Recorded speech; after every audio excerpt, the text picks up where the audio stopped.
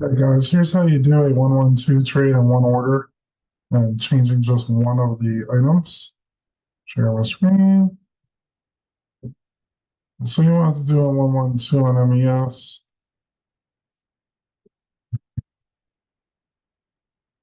Yeah, there we go. MES. So we go around 120 days. There's none there, so I'll just do 109. Click the bid, click the ask. So you're clicking the ask for the one you want to buy, click the bid on the one you want to sell. You have that. Sell two puts. So there it shows one. If I click quantity, everything goes to two down here. The way to do this is go to the bottom put, double click it so it's highlighted. Quantity, all good.